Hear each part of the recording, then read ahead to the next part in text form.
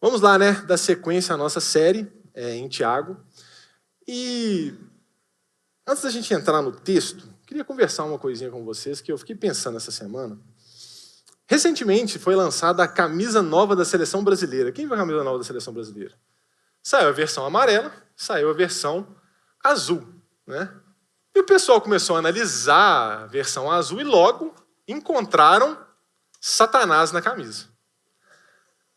É verdade. Então, o pessoal já está com a tese lá de que Satanás está na camisa da Seleção Brasileira. Eu não quero entrar no mérito se está, se não está, a discussão aqui não é essa.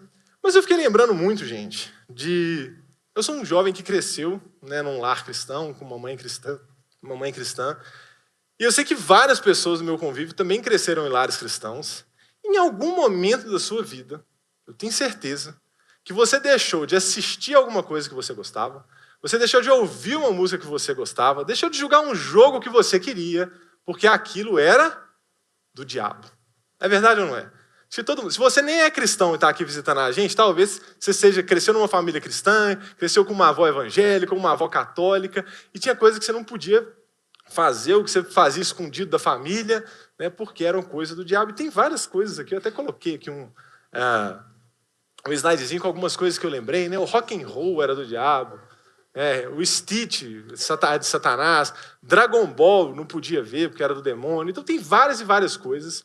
E, de novo, eu não quero entrar na discussão aqui, se pode, se não pode, tudo mais. Mas fato é que todo mundo aqui teve uma experiência com essa, seja o baralho, seja o RPG, seja várias coisas que ao longo da nossa vida a gente quis fazer, mas eram coisas do diabo. E você está lembrando aí, cada um tem sua experiência pessoal. E tem coisas que você cresceu e falou assim, ou ainda bem que eu não mexi com aquele negócio, tá? Que aquilo lá não era legal mesmo, não. E tem outras coisas que você fala assim, poxa, podia ter jogado um truco com os meus amigos, né? Mas, enfim. Mas por que eu estou falando isso? De novo, eu não quero entrar na discussão se pode, se isso aqui é demônio, se não é e tal. O assunto não é esse. Mas o que eu queria chamar a nossa atenção é que nós, como cristãos, ou pessoas que crescem na igreja, ou evangélicos de forma geral, a gente tem uma tendência muito grande de ver demônio nas coisas. E a gente não repara, muitas vezes, Satanás, onde muitas vezes é onde ele está mais atacando o nosso coração, que é no dinheiro. E é interessante, ao silêncio, né? E é interessante que é aquilo que a Bíblia mais nos alerta a respeito. A gente hoje vai ler o texto em Tiago que vai falar justamente sobre riquezas. E é interessante, Hernandes Dias Lopes, ao comentar essa passagem, ele diz o seguinte, o dinheiro é um ídolo. De todas as entidades mencionadas nas Escrituras por Jesus, como o mundo, César, o diabo, a nenhuma Jesus chamou Senhor. Ninguém pode servir a dois senhores. Quando Jesus fala de dinheiro, Jesus trata o dinheiro como uma entidade. Né? Jesus trata dinheiro como Mamon, como se fosse um Deus que rivalizasse contra o próprio Senhor. Porque muitas vezes é assim no nosso coração. O verdadeiro Deus que muitas vezes conduz as nossas vidas, direciona as nossas decisões, as nossas escolhas, as nossas motivações, não é o Senhor, mas é Mamon, é o dinheiro. E é difícil, por quê? Porque o dinheiro em si não é ruim. Não é errado você desejar ter dinheiro, não é errado você desejar ser rico, o problema é o lugar que isso ocupa no seu coração. O problema é o lugar que isso ocupa no nosso coração, porque todo mundo aqui gosta de dinheiro. Se eu fizesse o Silvio Santos aqui e perguntasse quem quer dinheiro, todo mundo ia querer, todo mundo quer dinheiro. Se você não gosta de dinheiro, pode, né, dar aqui para mim, todo mundo gosta de dinheiro. Só que o problema é, qual é o lugar que o dinheiro tem ocupado no nosso coração? Quão importante tem sido o dinheiro na nossa vida? Quanto o dinheiro tem conduzido a nossa vida? E essa reflexão que a gente vai ter hoje, seguindo a nossa série em Tiago, Fé Sem Religião, hoje nós vamos falar sobre uma sabedoria do Senhor para a gente lidar com as nossas riquezas, ou falta dela. Porque o Senhor tem muito para falar sobre esse assunto para a gente. E é difícil falar sobre riqueza, porque riqueza, dinheiro é igual orgulho, né? É muito difícil você pregar sem se sentir hipócrita. Como eu falei, todo mundo gosta de dinheiro, igual orgulho, né? Todo mundo é orgulhoso. Então você fala de orgulho aqui em cima, você fala assim, nossa, não é difícil falar de orgulho. Riqueza também, porque eu gosto de dinheiro. Eu também quero ganhar mais dinheiro. Mas, ao longo dessa semana, eu fui tendo meu coração quebrantado pelo Senhor de qual lugar isso tem ocupado no meu coração. E eu creio que hoje o Senhor tem algo para nós. Então, vamos ao texto. Tiago, a partir do capítulo 1, a partir do versículo 5. Tiago, o João já começou as pregações do livro. Né? Tiago é um livro que ele, diferente das cartas paulinas, ele não foi enviado para uma igreja específica, trazendo questões específicas de uma igreja. Não, ele é um texto mais amplo. Né? Tiago fala que ele está enviando para as tribos dispersas de Israel. Ou seja, ele está mandando de forma geral para a igreja. Ele está mandando uma carta mais aberta, cheia de sabedoria, cheia de conhecimento. Né? Na semana passada a gente viu o João falando sobre buscar a sabedoria que vem do alto. Né? São temas mais gerais que abençoam e conduzem a nossa vida. E hoje a gente vai tratar, então, de um dos temas mais importantes para o nosso coração, que são as riquezas. Então vamos lá, Tiago 1, a partir do versículo 9. O irmão que é pobre tem motivo para se orgulhar, porque é digno de honra. O irmão que é rico deve se orgulhar, porque é insignificante. Ele murchará como uma pequena flor do campo. E o sol quente se levanta e a grama seca. A flor perde o viço e cai. A sua beleza desaparece. Da mesma forma, murchará o rico com todas as suas realizações. Pai Santo, essa é a tua palavra, Senhor. Tão bela e às vezes tão dura. Peço que o Senhor possa ministrar em nossos corações, Senhor, nessa passagem e no outro texto que vamos ler. Que o Senhor possa falar conosco essa manhã e abrir os olhos dos nossos corações, em nome de Jesus. Amém. Então, um texto sobre riquezas. E quando a gente fala de riqueza, eu queria perguntar uma coisa para você. O que é sucesso para você? Quando você pensa em alguém de sucesso, qual que é a primeira imagem que vem na sua cabeça? E uma pessoa fracassada? Eu, inspirado com o João, que sempre traz umas imagens de inteligência artificial, fui lá no ChatGPT com uma teoria, falei assim, já sei o que o ChatGPT vai me entregar. Falei assim, Chat, eu quero que você faça uma imagem com um quadro dividido. De um lado, uma pessoa de muito sucesso, do outro lado, uma pessoa extremamente fracassada. Então, vocês já estão imaginando aí o que o Chat entregou, né? E foi isso aqui que o Chat entregou. Sucesso. O que é sucesso? Cara rico, né, que tem um Porsche estacionado no escritório por algum motivo, né? Inteligência artificial, né? O cara com o seu terno, tendo metas, motivações, rico, num prédio chique, muito dinheiro, né? E o fracassado tá lá, pobre, sem nada, descalço, sem recursos. Por quê? O que o Chat atrelou que é sucesso? Ter dinheiro. Engraçado que eu ainda pensei que às vezes, será que o Chat vai botar no sucesso uma família? Não, mas nem isso ele pôs, né? Não tem filho, não tem amigo. Não, sucesso é ter dinheiro. Gente, eu não falei nada, eu falei assim, me dá uma pessoa de sucesso. Só que a inteligência artificial, gente, ela é artificial por quê? Porque ela aprende com a gente. Então, na verdade, o que ela está mostrando para a gente é o conceito que nós, como humanidade, temos de sucesso. Eu tenho certeza que quase todo mundo aqui, quando pensa em alguém de sucesso, pensa em alguém rico. Mas será que é isso mesmo que é sucesso? Só que a gente cresce com essa mentalidade, a gente vive com essa mentalidade. Acho que todo mundo já ouviu essas expressões, ou já falou essas expressões, ou pensa muito isso, que você precisa ganhar a vida. A gente vive pensando nisso, não, preciso ganhar minha vida, preciso resolver minha vida, preciso ter dinheiro. Né? Ou eu preciso dar o melhor para minha família. Geralmente, quando a pessoa fala dar o melhor para a família, às vezes não está atrelado a tempo de qualidade, carinho, cuidado. Né? Não, dar o melhor geralmente é dinheiro. Né? A melhor viagem, o melhor carro. Né? Ou então, nossa, você precisa escolher uma profissão que dá dinheiro. Quem não passou por isso? Né?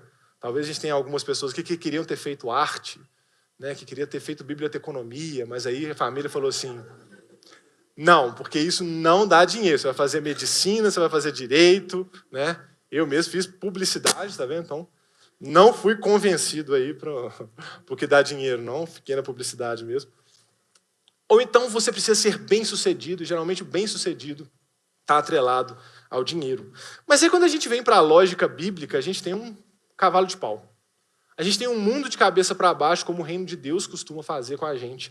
E olha só o que Tiago escreve, então. O irmão que é pobre tem motivo para se orgulhar. Acho que o chat GPT ia bugar aqui, né? O que é aquele cara da direita? Ele tem motivo para se orgulhar. Não faz sentido. Por que ele tem motivo para se orgulhar? Porque ele é digno de honra. Essa não é a lógica que a gente encontra fora da palavra de Deus. Porque a lógica é que quem tem direito de se orgulhar é quem construiu, quem conquistou, quem tem um ótimo emprego, quem tem um ótimo cargo, quem tem uma grande empresa, quem tem muito lucro, quem tem uma vida abastada. Esse tem motivo para se orgulhar. Agora, o pobre, se orgulhar de quê? Só que a Bíblia diz assim, se orgulhe porque você é digno de honra. E sabe por que ele é digno de honra? Porque apesar de ser visto pelo mundo muitas vezes como o fracassado, como o coitado, como não conquistou, como aquele que falhou, como aquele que não teve força suficiente para construir, Deus olha para ele e o ama. Deus olha para ele e o chama para perto de si. Deus olha para ele e chama para ser adotado como seu filho. E ao longo da palavra de Deus, a gente pode ver isso em vários e vários momentos, como o Deus de Israel era um Deus que sempre se posicionava a favor dos oprimidos. Em Deuteronômio, vou pôr o texto aqui, no capítulo 10, versículos 17 e 18, olha só.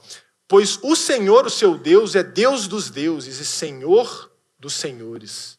É o grande Deus, o Deus poderoso e temível, que não mostra parcialidade e não aceita subornos. Até aí, né, geralmente, acho que os deuses que a humanidade criou, né, Zeus e tudo mais, né, os deuses do panteão grego, os deuses poderosos, geralmente são assim, né, que se intitulam, né, os deuses poderosos, não, porque eu sou o Deus que ajuda o barco a cruzar o mar para explorar o mundo, eu sou o Deus dos poderosos, dos reis que ganham as guerras. Aí vem o Deus de Israel, fala assim, eu sou o maior dos deuses.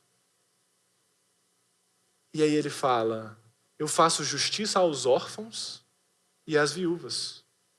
Eu amo os estrangeiros que vivem entre vocês. E lhes dou alimento e roupas. Que é Moisés que escreve, né? Então eu falei na primeira pessoa, mas está em terceira pessoa.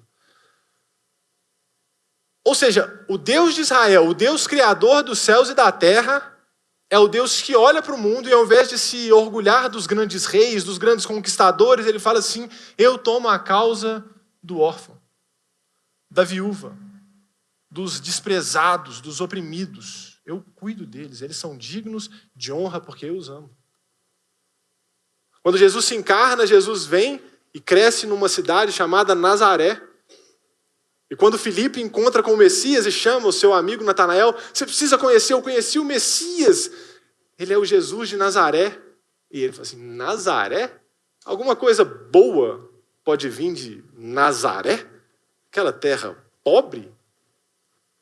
Jesus é aquele que prega o evangelho para os pobres, para as viúvas. O nosso Deus é um Deus que ama o oprimido. O nosso Deus é um Deus que cuida e mostra para eles que eles são dignos de honra por causa do amor dele. E Tiago, então, continua com a sua inversão do que a gente está acostumado a ver e diz o seguinte, e o que é rico deve se orgulhar. Claro, né? O que é rico deve se orgulhar. Claro, depois de tudo que eu conquistei, depois de tanto trabalho que eu tive, depois do cargo que eu tive, depois de tanto que eu estudei, depois das noites que passei em claro para conseguir fundar a minha empresa, para conseguir conquistar a minha promoção, é claro que eu devo me orgulhar. Mas aí Deus fala, não é por isso. Rico, você deve se orgulhar porque você é insignificante. Ele murchará como uma pequena flor do campo. Pesado, né? Porque a lógica aqui parece um pouco invertida, porque na nossa cabeça, o pobre, ele não deveria se orgulhar porque ele não conseguiu conquistar, e Deus fala assim, você é digno de honra. Já o rico, que está lá no topo, que conquistou, e com méritos muitas vezes, não tem nada de errado em conquistar, claro, mas com muito mérito, Deus ele fala assim, você é digno de honra, não por tudo que você conquistou, não pela força do teu braço, não pela sua competência, pela sua profissão, ou pela empresa que você fundou, ou pelo cargo que você conseguiu. Não, você é digno porque você é insignificante. Olha como Deus inverte os valores, olha como Deus ele equilibra a relação entre rico e pobre, não como um conflito de classe, mas como relações em que ele media, em que ambos são dignos de honra e ambos são dignos de humilhação.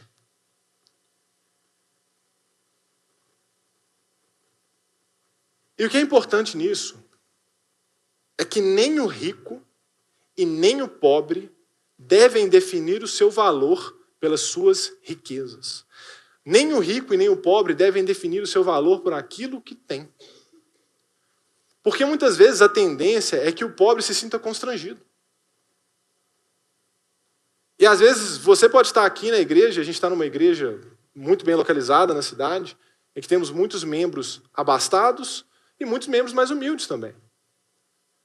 E muitas vezes o mais humilde ele pode olhar para o rico, e se você também está nos visitando nessa condição, né, às vezes pode olhar para o rico e falar assim, puxa, não consegui ser tão bom igual ele, puxa, eu falhei. Puxa, eu não consegui, puxa, eu queria ajudar mais, puxa, mas eu não consigo. Só que o que Deus está falando, isso não define o seu valor. Isso não te faz um cristão menor do que o rico, porque você não está conseguindo doar tanto, porque você não está conseguindo ajudar tanto, ou porque você não conquistou tanto pela força do seu braço. Não, não, não. Isso não te faz menor, isso não te faz menos digno da minha graça, isso não te faz menos importante, isso não te faz menos relevante dentro da igreja, e você não deveria ser tratado dentro da igreja diferente, ou melhor, ou pior, por ser rico ou por ser pobre. Ou seja, pobre, o seu valor não está atrelado ao que você não tem, ou ao que você tem. Que você nunca se sinta menor por não ter tantos recursos ou tantas riquezas quanto o outro. E o mesmo vale para o rico.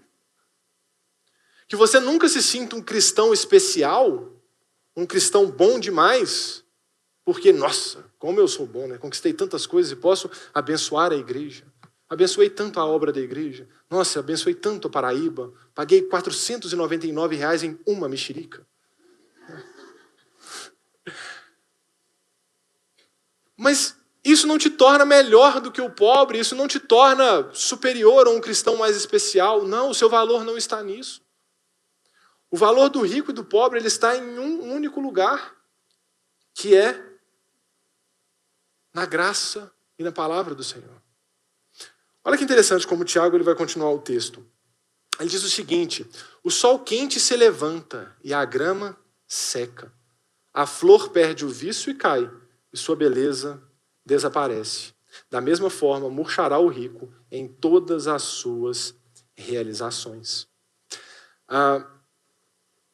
O rico, geralmente quem conquistou muito, a gente vai ter uma tendência a achar que a gente não vai passar dificuldade por tudo que a gente conquistou. Estou bem, né? Pô, já construí isso, já tenho meus investimentos, já tenho isso e aquilo, estou bem, né? Não vou passar dificuldade por causa disso. E o pobre vai ter uma tendência diferente, que é de buscar em Deus o seu sustento. E muitas vezes isso o torna digno de honra diante do Senhor. Por quê? Porque ele está alicerçado na palavra do Senhor, porque o Senhor é a minha esperança. Porque eu já não conquistei pelo meu braço, eu preciso da graça do Senhor. Só que muitas vezes a gente que tem, a nossa tendência é, estou bem. Estou tranquilo, minha família está bem cuidada, minha família está bem amparada, eu sou um ótimo provedor, está tudo certo, está tudo na bênção. Só que tanto o rico quanto o pobre precisam se lembrar que o que os sustenta não é o nosso dinheiro, não é o nosso salário, não é a nossa empresa, não é o nosso cargo. O que nos sustenta é a graça do Senhor. O livro de Tiago vai citar constantemente Provérbios, porque é um livro cheio de sabedoria. Nesse texto, Tiago ele está citando o profeta Isaías.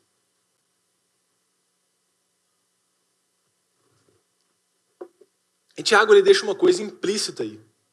Ele não chega a colocar isso no texto, mas quando a gente vai para o texto em Isaías, a gente consegue ver que era isso que Tiago tinha em mente.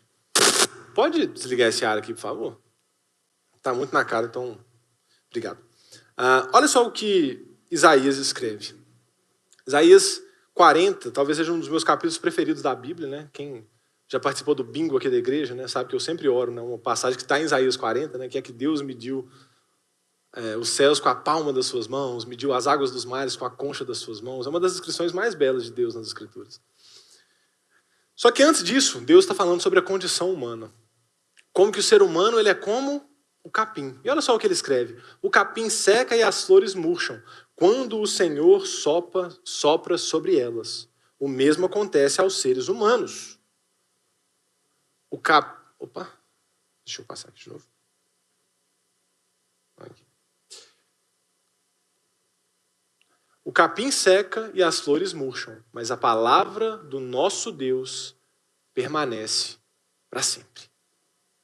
O que ele está querendo dizer, e o que Tiago está trazendo em seu contexto para ricos e pobres, é o seguinte: o seu dinheiro passa. O seu dinheiro acaba. Gente, você está a uma mudança de moeda, há uma crise no país, há um problema maior, há uma IA de roubar seu emprego, há uma coisa de fazer tal coisa, para perder o que você tem. Você está a um acidente de carro, para tudo que você juntou não servir de mais nada. Passa, e não é isso que nos sustenta. A única coisa que pode suportar o peso de sustentar e de cuidar das nossas vidas é a palavra de Deus. É ela que nos sustenta. É a verdade da palavra e do amor de Deus que é capaz de sustentar as nossas vidas. E é nela que nós temos que confiar. Não no que a gente conquistou, não no que a gente construiu, mas que Deus é o Deus que prometeu que cuidaria de nós. Tiago também vai citar ao longo do livro diversas vezes o Sermão do Monte, a sabedoria do Sermão do Monte de Jesus.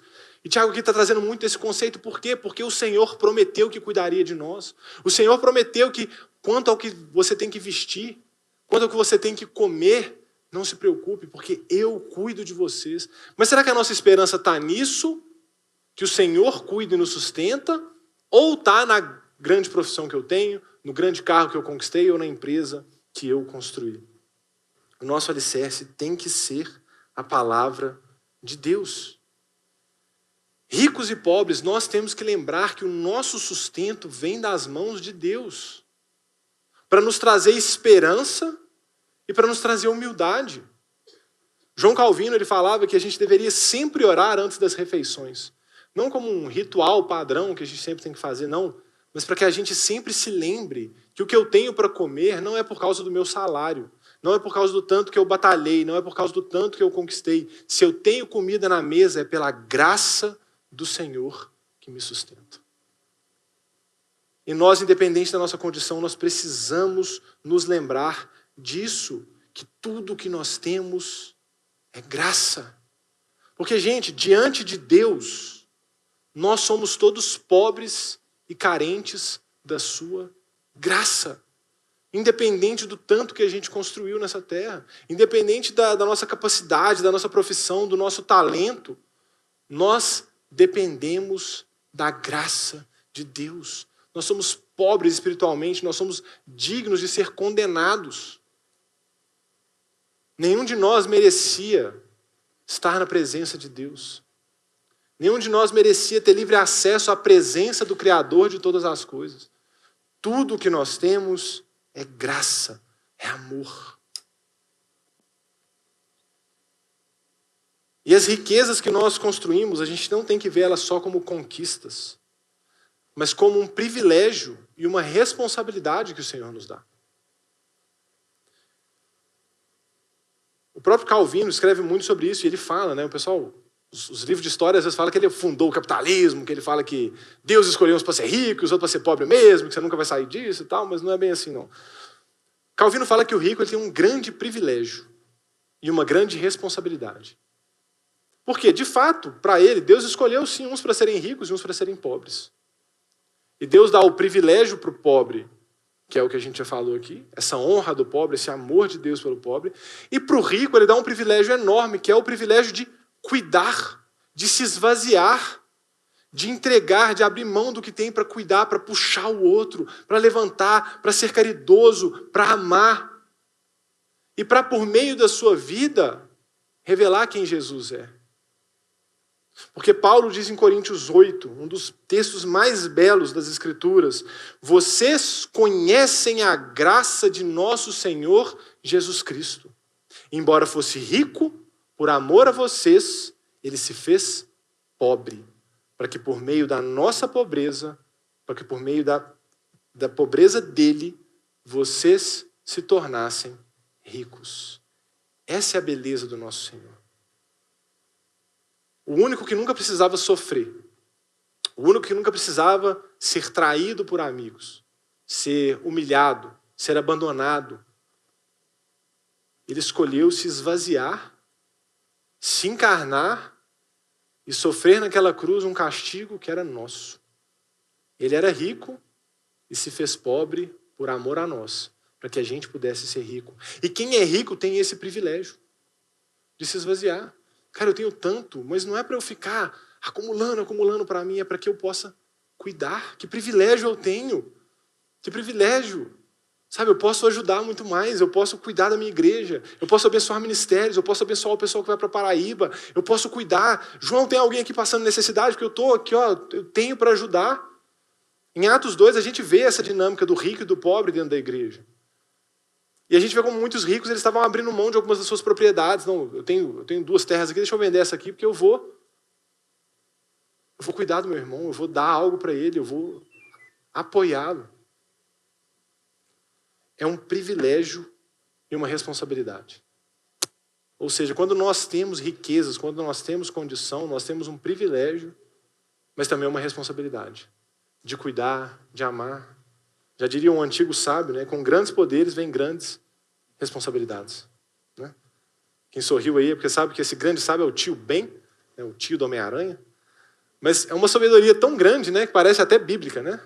Porque é, né? Porque nas Escrituras a gente vai ler que Jesus fala, né? A quem muito é dado, muito será cobrado. Não é verdade? Ou seja, com grandes poderes vem grandes responsabilidades. É bíblico, tá vendo? Ou seja, é um privilégio que nós temos. Se a gente está aqui, se a gente tem condição, a gente tem um grande privilégio. Então eu deixo uma pergunta. Qual é o lugar que o dinheiro tem ocupado no seu coração? E eu queria que agora a gente fosse para Tiago 5. A gente tem seguido o livro todo, mas como o assunto era o mesmo, a gente juntou 2 passagens. E agora Tiago vai ser um pouquinho mais duro em seu texto. Vamos ler lá. Tiago 5, a partir do versículo 1.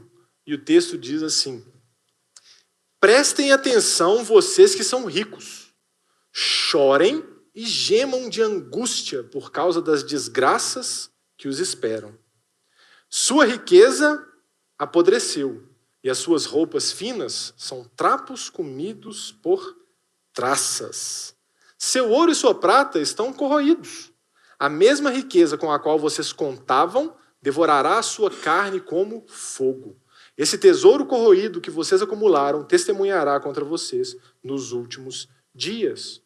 Por isso, ouçam os clamores dos que trabalharam em seus campos, cujo salário vocês retiveram de modo fraudulento. Sim, os clamores dos que fizeram a colheita em seus campos chegaram aos ouvidos do Senhor dos Exércitos. Vocês levam uma vida de luxo na terra, satisfazendo seus desejos, engordando a si mesmos para o dia do abate. Condenam e matam inocentes, sem que eles resistam. Esse texto é duro, né? Texto difícil de ler, né? João soltou esse aí para mim. Vai lá, se vira lá com o povo. Mas a primeira pergunta que a gente tem que fazer com esse texto é, primeiro, quem é esse rico para o qual o Tiago está escrevendo e como isso se aplica à minha vida hoje, independente do tanto de riqueza que eu tenho. E é por isso que eu comecei com aquela pergunta. Qual o lugar que o dinheiro tem ocupado no seu coração? Porque, de novo, não tem nada de errado em ser rico e em querer ser rico. A riqueza em si não é o problema. O que Paulo vai nos ensinar é que o amor ao dinheiro é a raiz de todos os males, e não o dinheiro em si. Então, quem que é esse rico? E aqui a gente vai ter 3 grandes interpretações A primeira delas é que esses são ricos, ímpios que serão condenados.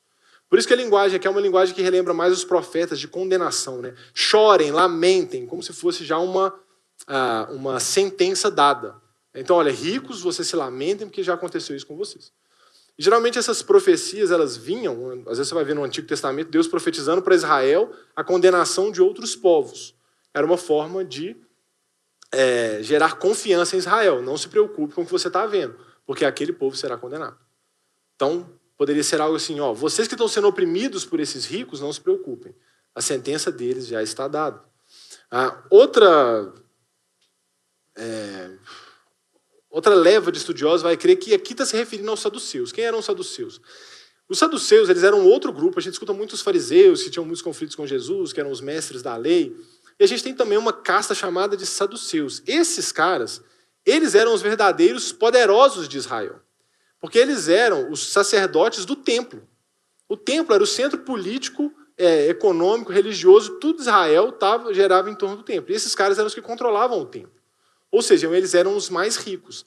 E aqui o texto está falando de como eles exploram o pobre e o oprimido. E aí no último versículo, que fala assim, vocês têm condenado o justo, aí algumas traduções estão no plural, outras estão no o justo, alguns intérpretes vão entender que está se referindo a Jesus.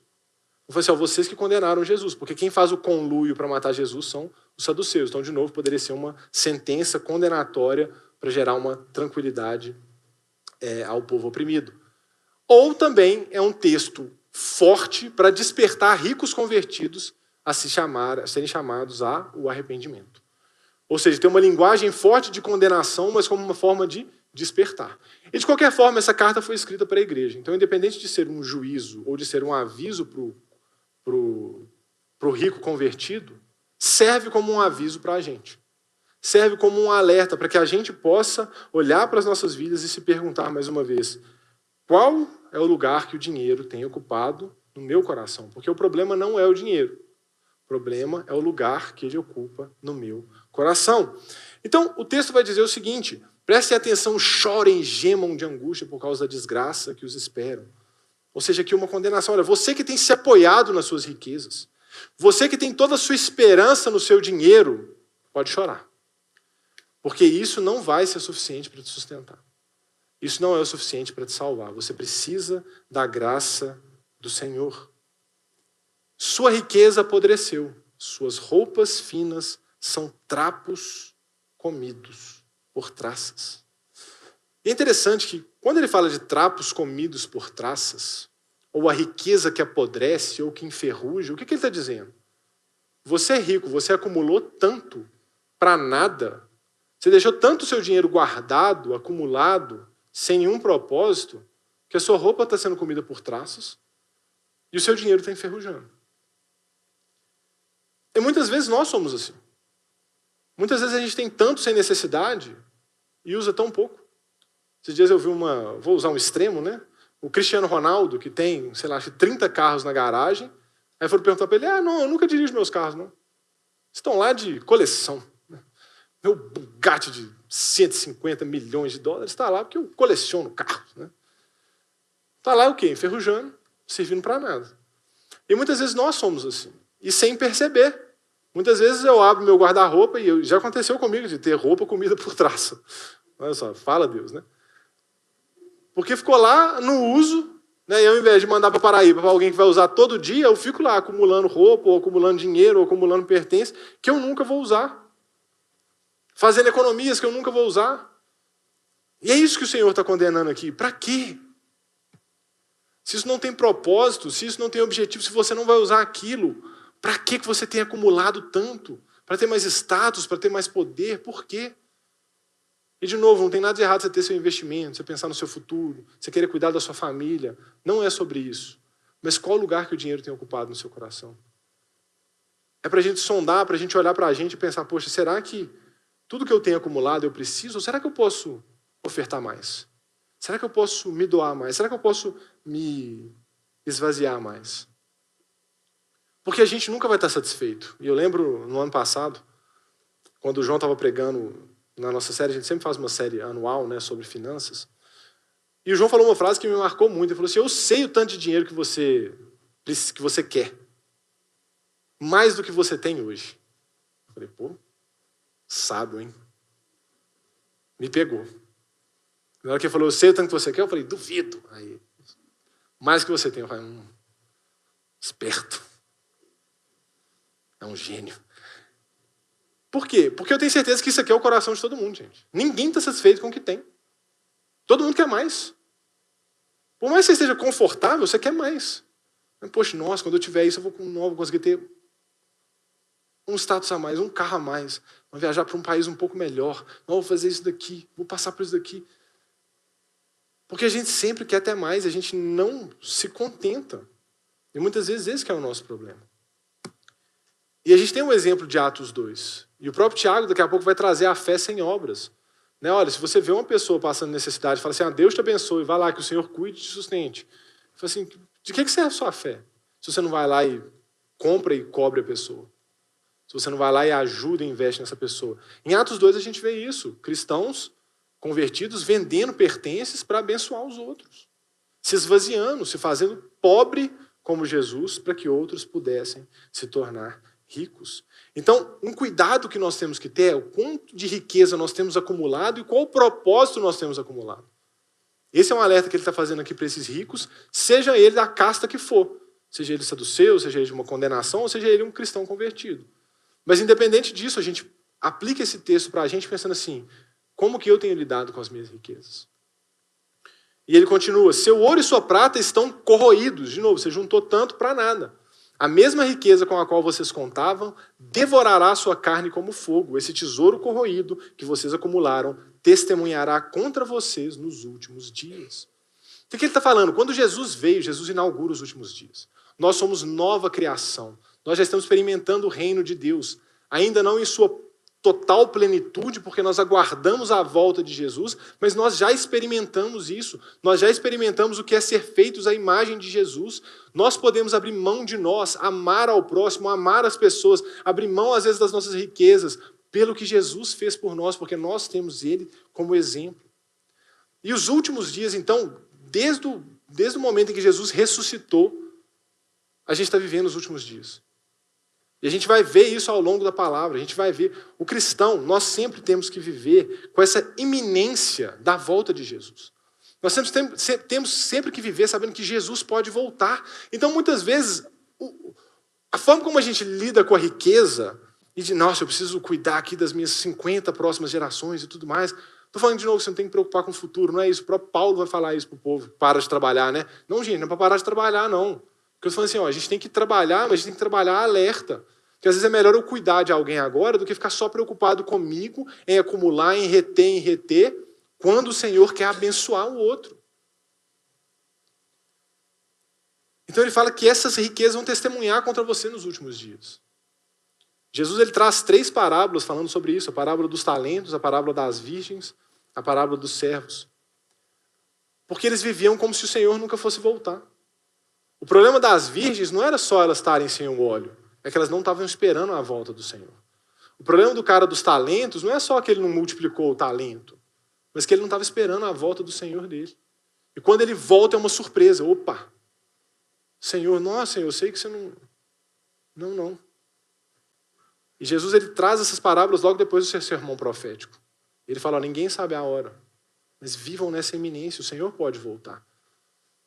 Então nós temos que viver pensando nisso. Pensando nesse retorno, para que as nossas riquezas corroídas, acumuladas, que a gente guardou tanto que hoje já não vale mais nada, né? A nota de 200 cruzados que você tem guardado lá, que hoje não vale mais nada, ou vale, né? Dependendo de onde você for negociar. Mas o ponto é esse, porque você não está esperando que eu volte. Porque você tem vivido uma vida pensando apenas nas riquezas terrenas, no seu sustento terreno, e tem esquecido de cuidar do pobre, cuidar de quem precisa. Por isso, ouçam os clamores dos que trabalharam em seus campos, cujo salário vocês retiveram de modo fraudulento. Sim, os clamores dos que fizeram a colheita em seus campos chegaram aos ouvidos do Senhor dos Exércitos. E aqui, então, tem um problema, que às vezes quando a gente ama tanto dinheiro, a gente começa a passar por cima das pessoas sem nem perceber. Aqui ele está falando de algo explícito que eles faziam. Então, eles negavam muitas vezes o pagamento e retinham de modo fraudulento. E isso era tão grave, porque isso estava na lei dos judeus. Em Levítico 19, a gente pode ler que o Senhor vai falar o seguinte: não oprima nem roube o seu próximo, não retenha até amanhã do dia seguinte o pagamento de um diarista. Né? Isso era muito comum antigamente, hoje ainda em contextos às vezes mais rurais, é muito comum. Né? O cara trabalha durante o dia e recebe no final do dia o que ele vai comprar para alimentar a família no dia seguinte. Então, se você retinha o pagamento do cara um dia, às vezes ele não ia para casa e não ia ter o que comer. Então, tamanha era a gravidade disso. Então, o que Tiago está falando é que esses ricos estavam fazendo isso. Olha, vocês amam tanto dinheiro ao ponto de reter a comida da pessoa de um dia. Então, o Tiago está nos confrontando. Olha, você está amando tanto dinheiro que você está passando por cima de pessoas. E ele conclui o texto dizendo o seguinte: vocês levam uma vida de luxo na terra, satisfazendo seus desejos e engordando a si mesmos para o dia do abate, ou seja, o dia da volta, o dia da condenação. Condenam e matam inocentes sem que eles resistam. E aqui, então, fala muito sobre o poder que muitas vezes quem é rico tem. Né? De superioridade. De, poxa, se um pobre atropela um rico, né, o que acontece? Agora, se um rico atropela um pobre, o problema talvez seja outro. Mas, justamente por quê? Porque muitas vezes nós temos uma tendência de passar por cima para conquistar o que a gente deseja. E, às vezes, a gente pode amar tanto dinheiro que a gente não percebe, mas a gente passa por cima, às vezes, das pessoas que a gente ama. Porque às vezes eu estou tão preocupado com o meu dinheiro, com meus status, que eu passo por cima da minha família. Às vezes eu falando para mim mesmo que não, eu estou construindo para minha família, eu quero que minha família enriqueça e tudo mais. Você está deixando de ter tempo com seus filhos, você está deixando de ter tempo com sua esposa, você está deixando de ter tempo com seu marido. Porque você está tão preocupado com o dinheiro, com o status, com a conquista. Né? Às vezes é muito melhor você passar as férias em Guarapari, mas passar o ano tendo tempo com seu filho, do que ir para a Disney e só ver eles dormindo. Então, a gente tem essa aplicação do rico que explora o pobre, e às vezes paga mal porque quer ter mais lucro. Isso é um confronto para a gente, principalmente quem tem empresa. Assim, pô, será que a forma como você trata os seus colaboradores ou paga para eles reflete o amor de Deus? Ou será que você está explorando e pagando o mínimo possível só para estar dentro da lei? Ou, sabe? Como tem sido o nosso coração para as riquezas? Será que a gente tem passado por cima de pessoas para que a gente tenha o que a gente quer ter? E isso é sério, porque o dinheiro ele precisa ser nosso servo e não nosso Senhor. O dinheiro tem que ser uma ferramenta nossa para abençoar vidas, para abençoar a igreja, para abençoar as pessoas que estão ao nosso redor, e não quem manda na nossa vida. Porque muitas vezes a nossa vida gira em torno de dinheiro. Eu penso em dinheiro o dia inteiro, eu quero sustentar minha família, e eu fico com dinheiro, e trabalho até de madrugada, e me desgasto e tudo mais. E isso vale tanto para rico quanto para pobre. Porque o pobre, às vezes, pode amar mais o dinheiro que o rico. E viver só pensando naquilo. Então isso é um alerta para todos nós. Né? O dinheiro, ele é nosso servo e não nosso Senhor. Antes da gente finalizar, eu queria só trazer um ponto, que é... eu já fiz isso muito para mim mesmo, que era... Tá tudo bem, eu consigo meu dinheiro de forma honesta, eu não estou explorando os meus amigos, meus trabalhadores, eu não estou abrindo mão da minha família para ficar muito rico, e eu dou meu dízimo direitinho. Fiquei muito na dúvida se eu falava de dízimo hoje ou não, mas eu resolvi falar um pouquinho, bem rápido. A gente não gosta de falar muito de dízimo aqui na igreja, você já deve ter reparado, né? Vocês viram falar mais de dízimo aqui na igreja, né? Por que a gente não gosta de fazer isso? Porque, infelizmente, muitas igrejas hoje pregam só dinheiro. Né? Ah, Deus quer te colocar na posição mais alta, então você tem que doar seu dinheiro aqui, o que é isso, sim? Senão o gafanhoto vai te comer seu dinheiro e tal. E às vezes tem muita gente que chega traumatizada, né? Pô, eu estava na igreja e todo culto era meia hora, só pedindo dinheiro, né? Então a gente evita isso, justamente porque a gente não quer passar essa imagem. Mas hoje eu achei que está muito dentro do tema. E às vezes a gente se satisfaz e a gente acha que não, eu estou bem, porque eu estou dando meu dízimo. Pronto, estou sendo generoso. Estou dando aqui meus 10%. Estou obedecendo o mandamento de Deus. E é isso. E eu queria despertar o nosso coração para, será que isso é suficiente? Primeiro, o que é o dízimo? Dízimo, de fato, significa 10ª parte, então a gente doa 10%. Mas o dízimo ele era um mandamento para o povo de Israel. E eu queria te contar uma coisa que talvez você não saiba e talvez você comece a suar frio agora. O povo judeu, eles davam 3 dízimos diferentes. A gente tinha o dízimo do templo, ou seja, eles doavam 10% para que a tribo que não plantava, que não cuidava, que cuidava do templo, se sustentasse e sustentasse o templo. Então, todas as tribos davam seu dízimo, 10%, para os levitas e para o templo. Tá? Eu tenho uma pregação sobre isso, que eu preguei nos jovens uma vez, então eu estudei super, tem os versículos tudo. Quem quiser depois saber mais, eu posso passar os versículos todos. Mas aqui eu quero dar só um tapa rápido mesmo. Então eles tinham o dízimo do templo, 10% para o templo sustentar os levitas. Mas não parava por aí. Eles tinham outro dízimo, que era o dízimo das festas. Ou seja, todas as tribos levavam seus 10%, porque eles tinham as festas, as celebrações, para celebrar juntos o povo de Deus como um corpo. Então eles tinham as grandes festas, as festas das colheitas, a Páscoa, tudo isso era celebrado com o dízimo. É legal, eu lembro quando eu falei isso nos jogos, os meninos começaram a rir, dízimo das festas e tal. Dízimo das festas. Aí saíram e tinha pizza no dia, de graça para todo mundo. Ó, dízimo das festas aí, tá vendo? Na verdade, isso é a gente que pagou junto, gente. Aqui, ó, celebrar o corpo do Senhor. Aí, você abençoa os jovens, você abençoa os adolescentes, você abençoa o café da manhã dos voluntários.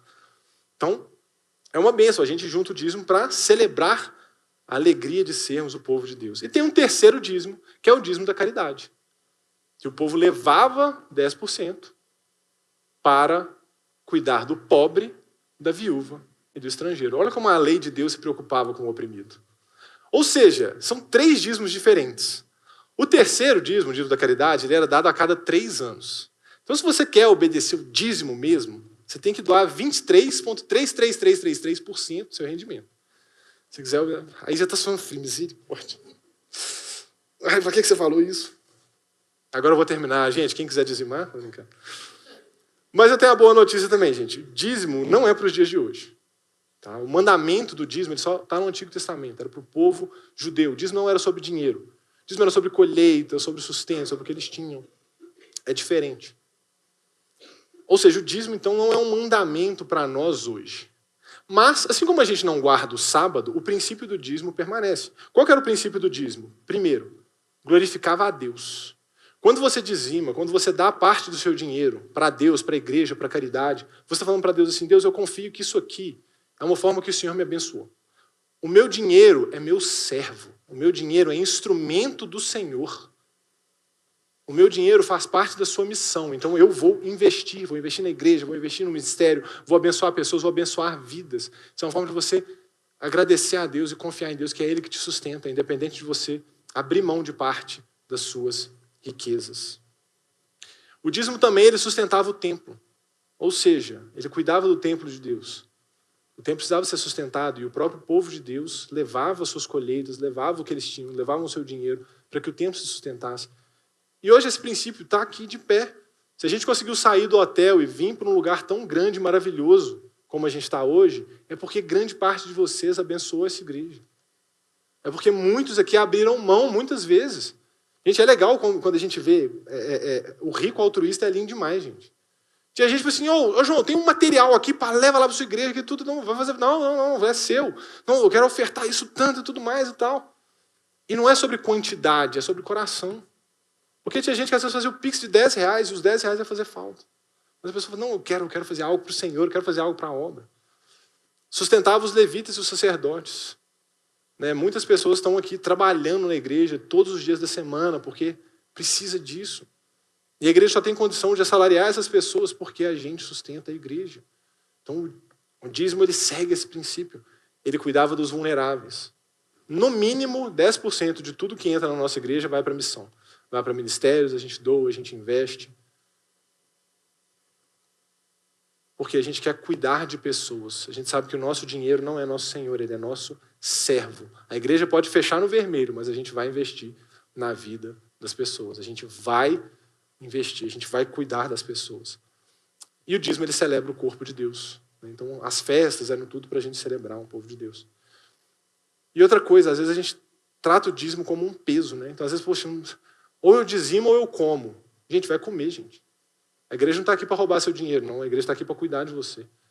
Quando eu falo de dízimo aqui, gente, é principalmente para quem é membro da igreja, tá? Se você não é membro, está visitando a gente aqui, tá tudo certo. E se você não é cristão, não se preocupe com isso não.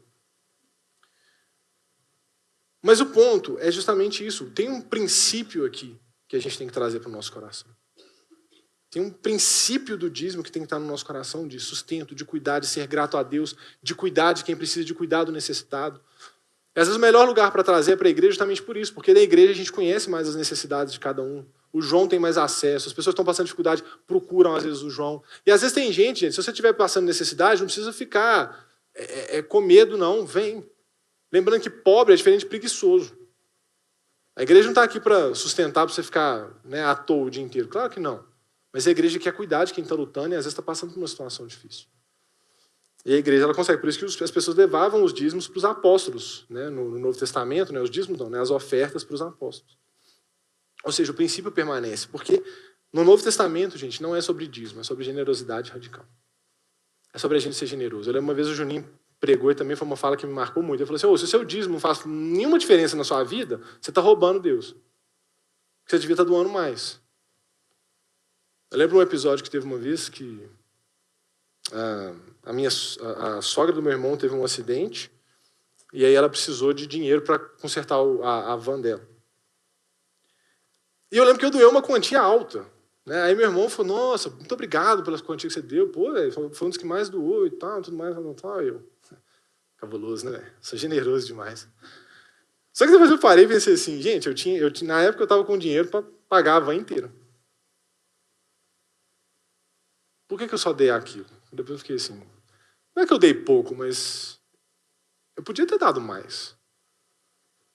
Eu lembro que eu estava perto de casa, eu até tive essa conversa com a Dani, eu falei assim, por que eu... Depois eu já tinha conseguido o dinheiro todo e tal, mas eu fiquei pensando nisso.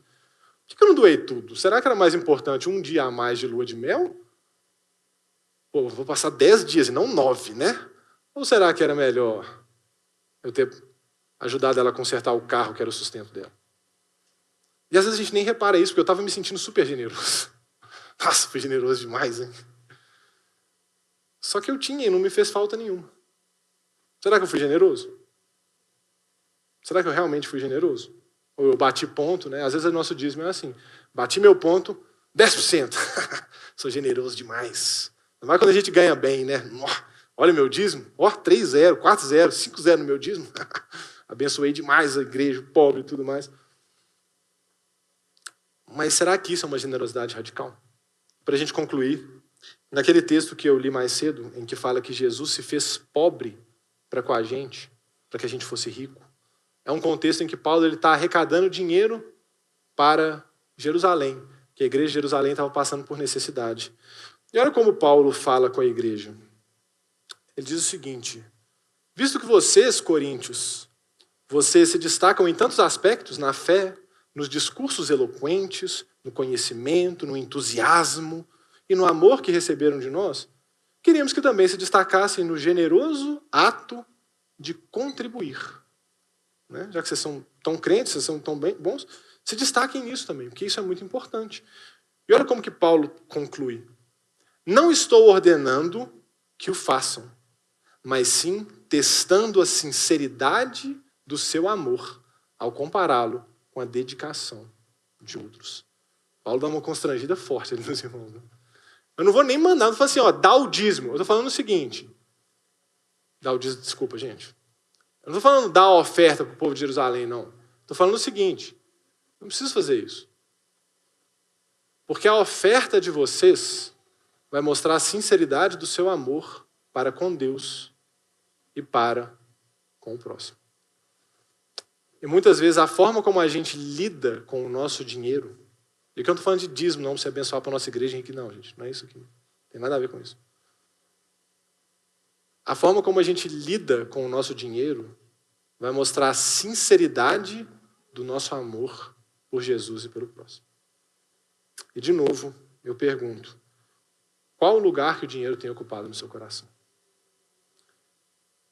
E eu queria falar, a gente vai orar agora. E se você é rico, eu queria que você sondasse o seu coração. E não só rico demais, mas se você tem uma boa condição, a grande maioria que está no privilégio de ser provavelmente 5% da população. Mas onde que o dinheiro tem ocupado o seu coração? E que você se lembre sempre que só o Senhor pode sustentar. Se você não é cristão, eu queria te falar isso, que o seu dinheiro, ele não cuida de você. E que você é carente da graça e do amor de Deus. E se você é pobre também, você é carente do amor de Deus. Que você possa olhar para Jesus e saber que Ele era rico. E Ele se fez pobre para que a gente pudesse ser rico nele. Ele vivia na presença do Pai. E Ele veio para que a gente pudesse entrar na presença do Deus glorioso. Vamos orar. Pai Santo, tão difícil, Pai, quando a gente fala sobre esse assunto, porque muitas vezes a gente, sem perceber, deixa que o dinheiro cresça raízes no nosso coração, toma um lugar que ele não devia, e muitas vezes o dinheiro se torna senhor e não servo das nossas vidas. Pai, mas eu oro essa noite, Pai, que o Senhor possa visitar nossos corações, Deus. Abre os olhos do nosso coração, Senhor. Pai, para que nós possamos ser generosos como Jesus era, Senhor. Pai, para que a gente tenha sabedoria, Deus, para guardar, sim, para cuidar da nossa família, sim, para saber investir os nossos recursos bem investidos, mas que em momento nenhum, Senhor, a gente olhe apenas para o nosso umbigo, Senhor. Que o nosso dinheiro não seja egoísta, que as nossas riquezas não tomem traças e enferrujem, Senhor, mas que as nossas riquezas sejam um instrumento para a obra do Seu reino, Senhor. Que o nosso dinheiro venha para glorificar o Teu santo nome, Senhor. Que o nosso dinheiro venha para abençoar vidas, Senhor. Que as nossas riquezas venham, Senhor, para servir ao Senhor, Deus. Pai, eu oro, Pai, não deixa que o dinheiro tome no nosso lugar que ele não deve no nosso coração, Senhor. Porque é impossível servir a dois senhores, Senhor. Ou a gente vai desagradar o Senhor, ou a gente vai desagradar as riquezas, Senhor. Pai, eu oro para que cada um aqui possa desagradar as riquezas. Para que a gente possa agradar o Senhor com a nossa generosidade, com o nosso amor doador, com a nossa humildade, Senhor. Que a gente possa aprender com o exemplo de Jesus, que era rico e se fez pobre por amor a nós, para que a gente pudesse se tornar ricos. Ricos. Ricos com vida em abundância. Ricos por sermos chamados seus filhos. Ricos por podermos entrar na tua presença gloriosa e saber que o Senhor nos ouve e está aqui conosco, Senhor. Ricos, Pai, por saber que a riqueza é nosso servo e não nosso Senhor. Ricos para saber que o dinheiro não nos sustenta, mas é a tua palavra que dura eternamente. Nós te louvamos em nome de Jesus.